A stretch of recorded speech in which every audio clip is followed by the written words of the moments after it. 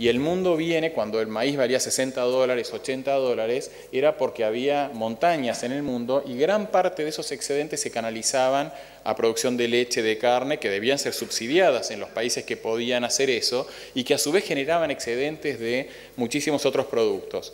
Entonces, lo que queremos es que el gran desafío para un país como la Argentina en relación a este concepto de la abundancia que da la impresión que del miedo y de la escasez en el que estamos hoy, es probable que vayamos a una situación mejor, es de qué manera ir armando modelos de negocios donde las empresas y esa capacidad productiva esté protegida. Porque cuando pensamos, los que somos más grandes, en los pollos de Mazorín, ¿quién no sabe qué son los pollos de Mazorín? Que levante la mano, los que no sepan quiénes son los pollos de Mazorín. Bueno, Mazorín fue un secretario de Comercio, ¿no? El mismo cargo que tiene hoy el secretario Guillermo Moreno, que creyó que había un problema de inflación y que la solución al problema de inflación era importar una gran cantidad de pollos, una gran cantidad, aproximadamente un tercio de la venta anual fue importada todo junto y esos pollos no tenían calidad para el consumo humano, eran chiquititos, blancos, venían de una zona que se suponía que había estado irradiada por el accidente de Chernobyl. Y él llenó el mercado a la fuerza, porque él lo hizo con los recursos y con la plata del Estado, y realmente causó un daño muy grande a la industria avícola de ese momento. Cientos de granjas familiares tuvieron que cerrar y desaparecer. Entonces, sabiendo esto, y sabiendo que hay algunos sectores de la cadena agroindustrial, como estuvo pasando en los últimos meses con los productos lácteos, y pasó también en el 2009, cuando empieza la crisis financiera en el mundo, instantáneamente los países grandes productores de lácteos del mundo empezaron a salir a subsidiar sus excedentes de producción y eso causaron un problema muy serio que la Argentina es uno de los países que sufre porque nuestra estructura interna, tanto de negocios como sociedad, no está preparada para proteger a estos sectores, entonces vienen estos embates, desaparecen cientos de empresas, hoy hay frigoríficos cerrados, en gran parte lamentablemente gracias a un mérito de nuestra propia política, pero entendemos que en esta lógica, si vamos otra vez a un mundo donde haya situaciones de abundancia, debemos desarrollar modelos de negocios que estén preparados, como hay en otros países del mundo, para seguir creciendo o poder amortiguar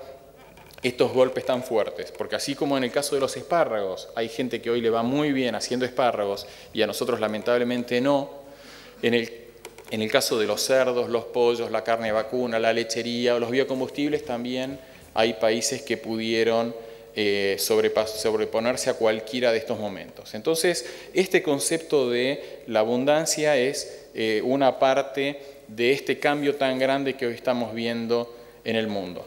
Pero vamos un poco a enfocarnos en de qué manera tratamos de trabajar en estos talleres, en este análisis de cómo es que las empresas se organizan para funcionar. Entonces, lo que está claro, y acá podemos pensar, y Pablo nos trae algunos ejemplos, pero yo quiero que reflexionemos ahora un momento sobre un ejemplo nuestro del sector agropecuario argentino, que ustedes todos van a conocer muy bien. Entonces, ¿de qué manera vemos en estos sectores, verdad? En el caso de Xerox, que Xerox es el que inventa el sistema de cómo transmitir en forma electrostática tinta con la forma de lo que estaba impreso en un papel. Y Xerox quería copiar, quería que no le roben su invento y entonces no vendía las máquinas. Entonces inventa un sistema de leasing y de esa manera va estimulando a que la gente haga más y más fotocopias. ¿No? El primer comentario cuando se hace la primera fotocopiadora, bueno, habrá una en una gran empresa porque a quién le va a importar copiar así, si total se puede mandar a la imprenta o tiene gente que escribe a máquina, pero la verdad es que creó un modelo de negocios muy importante que fue más o menos hasta que le duró la patente. Y Xerox se transformó en una gran empresa y después no pudo volver digamos, a mantener eso. Una vez que la patente caducó, esta empresa no tuvo tanta facilidad como había tenido al principio para encontrar un nuevo camino. Otra empresa interesante es el caso de Dell, que Dell sí ya 2 veces fue capaz de organizarse y de salir adelante. encontrando qué es lo que quería el cliente de sus computadoras. Este es un sistema bastante particular que comenta Pablo, donde se vende, hay un ensayo en Israel que está funcionando ya, donde lo que se le vende a la gente, se le entrega un auto eléctrico y se le cobra por la cantidad de kilómetros que esa persona dice que va a hacer. Entonces funciona como si fuera un sistema de celulares donde lo que se le vende a la gente es pulsos, en este caso kilómetros, los autos no son del usuario y empiezan a aparecer conceptos que funcionan en el mundo de los celulares en cosas tan extrañas como el tema del transporte urbano. Bueno, lo mismo con el caso de Google o en el caso, el último, que es el caso de Apple, ¿no? Cuando uno piensa, cuando yo empecé a comprar mis primeras computadoras, la pregunta era cuántos mega, cuántos giga, cuánto RAM, un montón de preguntas. Y en cambio Apple empieza a pensar que no es solamente eso lo importante, sino que hay temas de diseño y que de esos elementos del hardware empezaban a ser importantes otros elementos. Entonces, de esa manera es que ellos fueron capaces de crear una revolución muy grande en todo lo que conocemos como el iPod, que está vinculado con este programa de música que se llama iTunes, que es el principal vendedor de música del mundo. O sea, de qué manera en estas industrias vemos que la gente es capaz, desde el análisis, digamos, de algo que parece obvio, que se viene haciendo de determinada manera, de encontrarle una vuelta diferente. Bueno,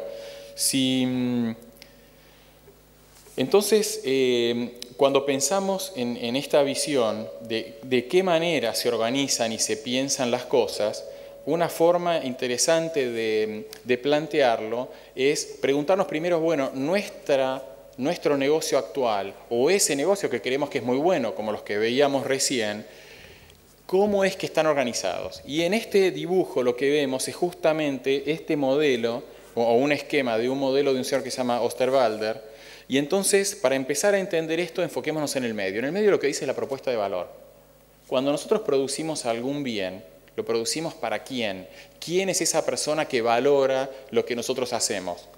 Para que nosotros podamos sobrevivir haciendo ese negocio o esa actividad, nosotros, si miramos abajo, tenemos una estructura de costos y una estructura de ingresos, que es lo que está en el rectángulo de abajo a la derecha.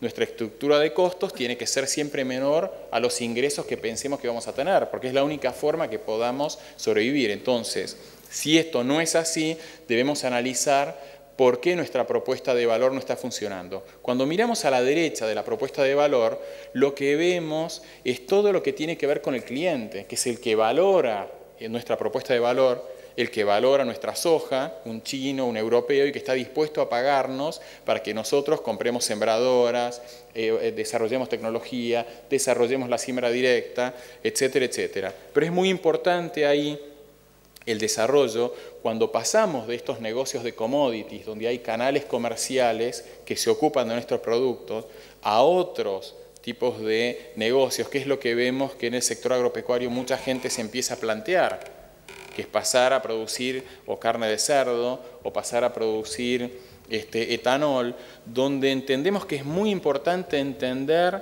quién es el cliente, por qué entiende que ese producto es importante, qué es lo que va a hacer. Cuando pensamos en el caso del cerdo, Chile se transformó en los últimos años en un exportador bastante importante. Y lo que logró Chile en su exportación de carne de cerdo, sobre todo a partir de maíz importado de la Argentina, es lograr que instalar en el mundo, sobre todo en sus clientes, que son básicamente Corea y Japón, que la carne de cerdo chilena es la mejor del mundo. Y la tonelada de carne de cerdo de Chile vale el triple que la brasilera. Y la Argentina, que tiene el maíz más barato de estos tres países, Brasil, Chile o Argentina, nuestro maíz vale hoy más o menos la mitad, un poco menos de la mitad que el maíz en Chile o en Brasil. Y sin embargo nosotros estamos importando carne de cerdo. Entonces hay algo en nuestra estructura de negocios, en nuestro modelo de negocios de esa industria que debe modificarse o que podemos modificar para nosotros ser o tan competitivo como ellos, Brasil con carne de cerdo barata en grandes volúmenes, o Chile con carne de cerdo muy cara, la más cara del mundo, en pequeños volúmenes. Pero entendemos que ellos entendieron muy bien quiénes son los clientes, los segmentos de clientes, cuál es la relación que ellos tienen que manejar con estos clientes, cómo posicionarse, qué es lo que tienen que hacer. Si miramos a la izquierda, están aquellos elementos que son fundamentales para que esa propuesta de valor se haga. Uno son las actividades claves. ¿Cuáles son las actividades claves en nuestra agricultura? El desarrollo de la siembra directa, hacerla bien, cuidar los suelos. Y en esto también es importante, además de estas actividades claves, de tener la tecnología adecuada, fecha de siembra adecuada, híbrido adecuado, también las alianzas estratégicas. ¿Y en qué podemos pensar en nuestro sector que es una alianza estratégica muy importante? En quienes desarrollan la tecnología. Si la Argentina no hubiera autorizado la soja RR en su momento y hubiéramos tardado 10 años en autorizar la primera soja RR como le pasó a Brasil, o hubiéramos desarrollado un sector de la soja como el que tenemos hoy, o quizás no estarían las plantas, no estarían las fábricas de biodiesel y todavía estaríamos peleando entre el lino, ¿no? Trigos de 20 quintales y sojas quizás también en ese orden. Pero entendemos que alrededor de este modelo de negocio, ¿no? Centrado en la propuesta de valor y en el análisis de los números y entendiendo hacia la derecha qué ocurre con ese cliente, por qué él va a preferir nuestro producto frente a lo de los otros, y en lo que ocurre del lado izquierdo, que es con quiénes nos aliamos, de quiénes necesitamos para desarrollar nuestra actividad, cuáles son estas actividades claves y cuáles son los recursos claves. Entre ellos, si pensamos de vuelta en el video, un recurso clave es la educación. ¿Por qué los chinos quieren tener la población que hable inglés más grande del mundo? No porque son lingüistas que le encanta saber muchos idiomas, sino porque saben que ese es un elemento fundamental en la educación de las personas, sobre todo de los jóvenes, que se van enfrentando a un mundo cada vez más comunicado y cada vez más complejo, donde ellos tienen una visión importante para adelante. Y una discusión que hoy se ve en Argentina y que nosotros desde Maizar tratamos de ser como bastante enfáticos, es a veces está la visión en Argentina que el mundo del futuro es un mundo de micropymes o de pequeños emprendedores o de pequeñas empresas. Pero la realidad es que cuando uno ve estos países que se esfuerzan en su prosperidad, lo que están hoy haciendo, tanto Brasil como China o la India, y lo hicieron antes Alemania, Japón, Estados Unidos, es construir un conjunto también de empresas muy grandes, de empresas multinacionales. Porque el agregado de valor y el desarrollo del ingreso per cápita de los países está basado en un equilibrio de grandes empresas, grandes corporaciones que son capaces de hacer grandes inversiones. Pero además, cuando nosotros pensamos en los productos de más valor agregado, si pensamos en el maíz, quizás el producto que refleja más el valor agregado son los cornflakes, ¿verdad? Una caja de cornflakes, si nosotros lo lleváramos a toneladas, como hacía Héctor acá con la tonelada de polenta, nos daría quizás que los cornflakes valen más que el oro, ¿verdad? Pero eso no es porque la máquina que hace el cornflake tiene algún secreto y es una máquina única en el mundo como si fuera la gallina de los huevos de oro. La clave de los cornflakes está en el nombre de la marca. El nombre será Kellogg's o será lo que sea, pero la clave está en la empresa que pudo construir esa marca. Y para construir marcas muy importantes, marcas de los países o marcas que representan, como en este caso, sea Coca-Cola o sea Kellogg's, o sea la marca que querramos, para construir esa imagen de marca en la cabeza de las personas, hacen falta grandes inversiones y hacen falta entonces grandes empresas.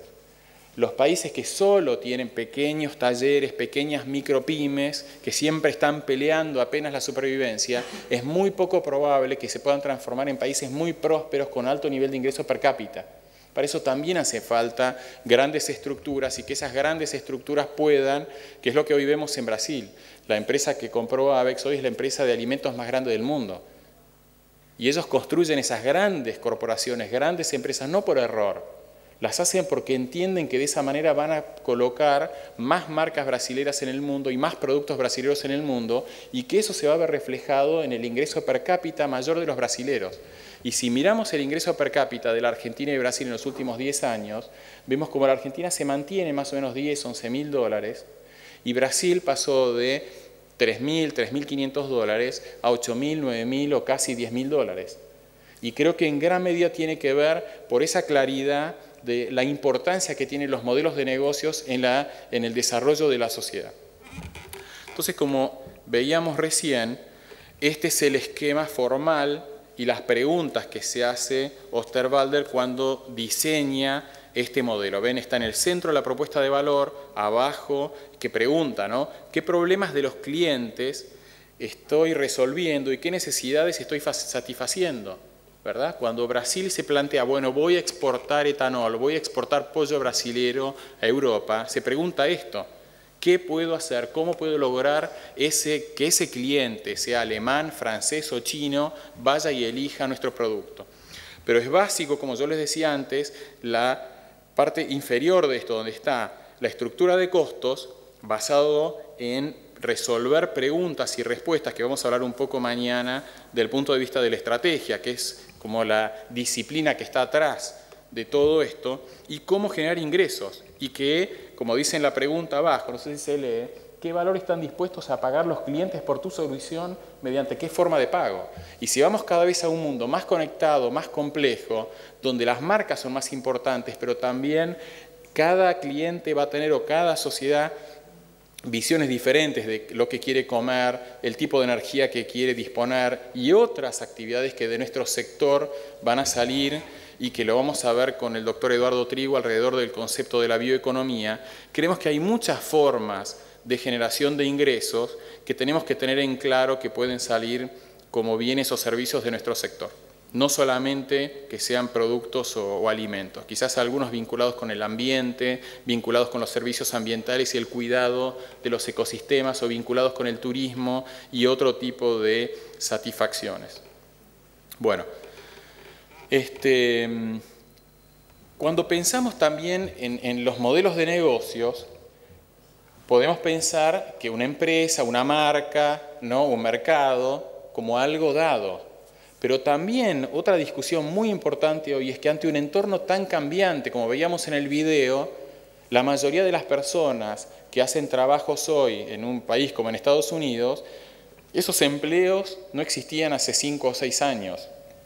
Entonces la pregunta es, y lamentablemente esta transparencia no está traducida, pero les prometo que para la próxima va a estar en castellano, la intención o la pregunta es, si hay entornos tan cambiantes, ¿cómo se empiezan los nuevos negocios? Cuando pensamos en muchas de estas actividades, ¿no? Pensamos, por ejemplo, que hoy en el mundo de la alimentación está de moda la comida japonesa.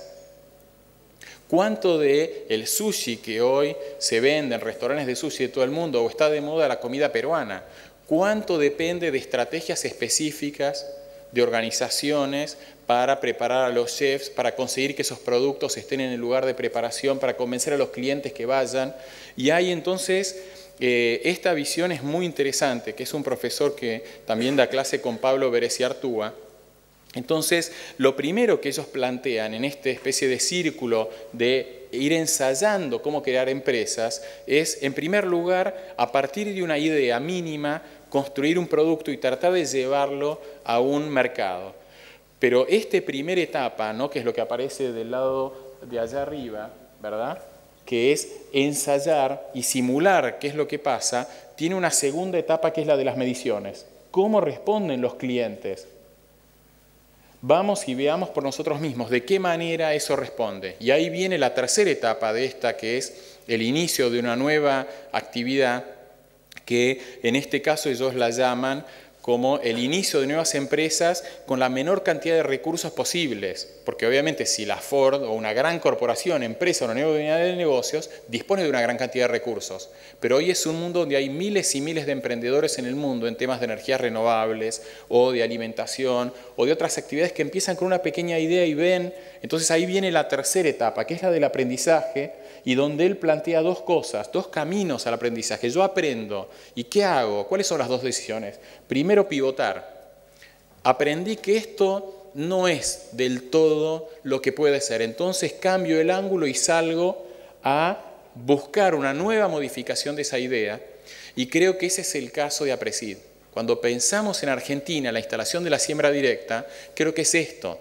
La siembra directa en Argentina, cuando uno busca hoy los papers y cosas que se publicaban en esa época, artículos, la mayoría de los artículos lo que decían es no va a andar. La siembra directa no va a andar en los suelos arcillosos, no va a andar en los suelos con problemas de esto, no va a andar. Y la gente que muchos están hoy acá, porque esta es la zona de la siembra directa. Ayer hablaba por teléfono con Hermete Ventura y nos acordábamos de Montevideo, nos acordábamos de las reuniones de APRESID, donde iba Víctor Truco, los Romagnoli, y bueno, a ver, la sembradora, ¿qué tiene que ser? ¿Así o asá? Pero la verdad es que es la historia de esto. Construir una idea, che, ¿se puede hacer siembra directa y la necesitamos? La necesitamos. Midamos, che, a ver acá, ¿qué pasó? ¿Por qué en este potrero anduvo bien y en este otro no anduvo para nada? Y tercero, che, esto que no anda bien, ¿no? Compactación, la planta no crece, el ciclo no es bueno, la fertilización, el nitrógeno no está disponible, el fósforo no camina. Aprender, pivoteemos y cambiemos o mantengamos el rumbo, lo que funciona porque lo medimos antes, lo logramos para adelante. Entonces, como veíamos recién, son como dos caminos complementarios. El del modelo de negocios es lo estructural, lo teórico de cómo una empresa, sea del rubro que sea, estructura cada uno de sus elementos para tratar de ver cuál es la relación entre sí y de qué manera logra mantenerse a flote o cumplir con sus planes de crecimiento. Y en esta visión es cómo se puede arrancar de un concepto, una idea, y no quedar solamente ahí, sino también de vuelta a un modelo teórico, una visión analítica, donde uno puede decir, a ver, probamos esto, a ver si el restaurante, ¿viene la gente? No viene, bueno, a ver qué, ¿por qué es? 5 minutos. Bueno, como dice acá, entonces, es a partir de la idea, la construcción, lograr el producto, siempre medir, tratar de ver qué es lo que estamos haciendo y sobre la base de eso, aprender. Bueno, entonces, como les decía recién, entendemos que en esta construcción de la cadena de valor del futuro, el análisis y la ayuda a que cada uno de los integrantes de la cadena analice su modelo de negocios y podamos separar un poco lo que significa el problema de la decisión pública. Lo que hablábamos con Alberto ahora en Estados Unidos es la discusión que ellos tienen es mucho menor que la que tenemos nosotros en relación a qué problema lo que hace el gobierno, qué barbaridad, cómo deciden esto, ahora nos despelotan las importaciones, nos prohíben exportar, tenemos líos con el dólar, no sabemos qué tecnología vamos a usar. Y sin embargo ellos están discutiendo los temas que van a ser de la competitividad de su sector. ¿Cuáles van a ser las barreras al comercio basadas en temas ambientales? ¿Qué están diciendo nuestros compradores? ¿Cómo lo que hablábamos antes de la baja de precios, o sea, los mecanismos que propuso el presidente francés y otros, decir, no, pongamos barreras? Claro, en el mundo cada vez está más claro que con las materias primas a precios altos, cada vez más gente quiere producir. Y hay algunos que estructuralmente van a importar algo de eso. Y hay otros que ven, como es el caso del etanol, que ven que su mercado de la energía, aún con precios de petróleo alto, empieza a ser invadido por energías renovables. Y no les divierte nada eso. Entonces, lo que nosotros vemos en estos otros países del mundo es la ayuda a quienes están en las empresas para tratar de superar eso y aprovecharlo en una oportunidad que les dé una visión de futuro.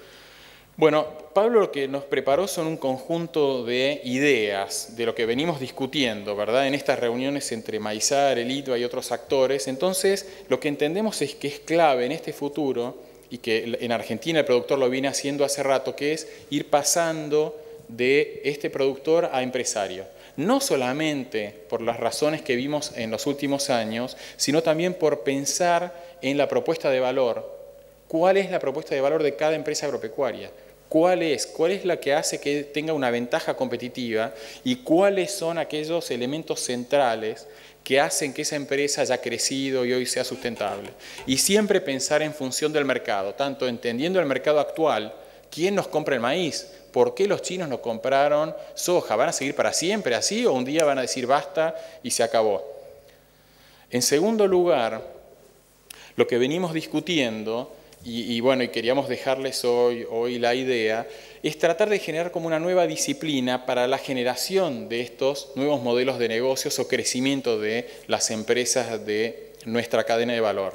Y una de las ideas que tiene Pablo es armar grupos de distintos actores y trabajar con ellos con reuniones mensuales, por eso dice como si fuera un grupo CREA, pero no trabajando en los temas que se discuten hoy en los CREA, sino trabajar específicamente con expertos en temas de análisis de generación de negocios, para que la empresa agropecuaria o agroindustrial empiece a tener como un camino de desarrollo y de crecimiento. ¿Qué meta se puede poner? ¿Hacia dónde puede ir?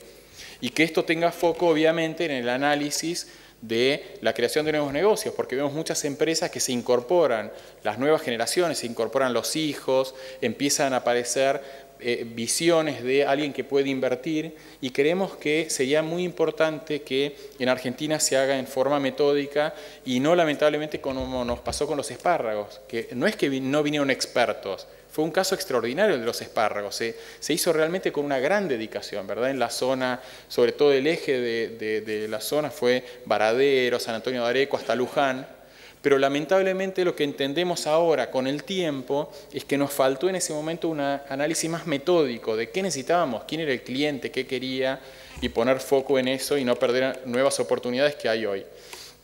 Y lo que entendemos es que de todo esto, y creo que se veía claro en el video, lo que necesitamos es enfocarnos en el aprendizaje, no solamente de los individuos, sino también que ese aprendizaje esté embebido en las instituciones y en las organizaciones, sea una unidad de negocios, una empresa, una asociación de productores, una asociación de cadena de valor. Necesitamos aprender más y este aprendizaje nos tiene que dar capacidad de adaptación.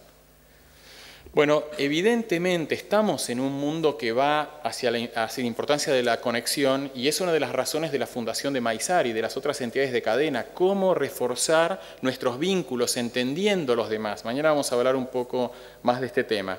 Y además de estas redes o estas cadenas de valor, está el concepto de la importancia de lo geográfico.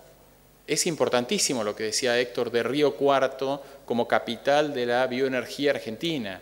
La planta de Bio4, ahora es etanol, pero tiene un proyecto de biogás al lado que creo que lo va a comentar Manuel mañana, y creemos que esto es otro aspecto muy importante que en Argentina tenemos también que desarrollar, que es que las regiones pueden ser los focos de desarrollo.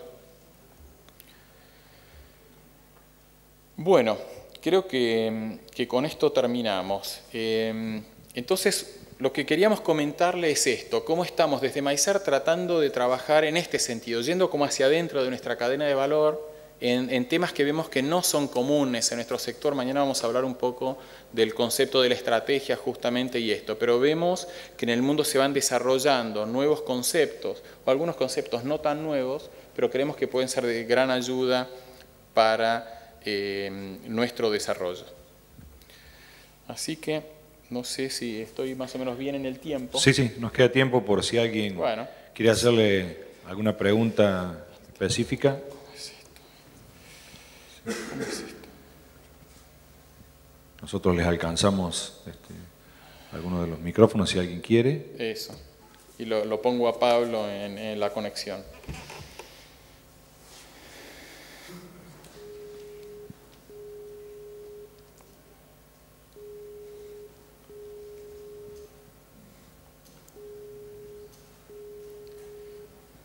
Y tuvimos hasta ahora, en este tema, hicimos 2 talleres con 2 grupos CREA y estamos organizando un nuevo taller también para trabajar sobre estos aspectos. Son pocos días, creo que el próximo va a ser 4 días o 5 días. No sé, Pablo, si querés comentar algo. ¿Cómo estás?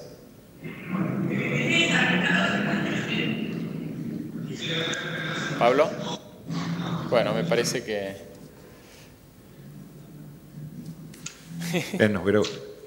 Bueno, es bastante simpático, sí, Pablo caminando por los pasillos de la facultad. No, ahí los escucho bien ahí. Ok.